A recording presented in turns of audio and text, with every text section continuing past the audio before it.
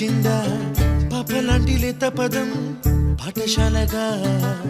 కూనలమ్మ జానపదం పల్లె దాటి వచ్చిందా చవళిల జానతనం పాట చూపగా కుంచెలో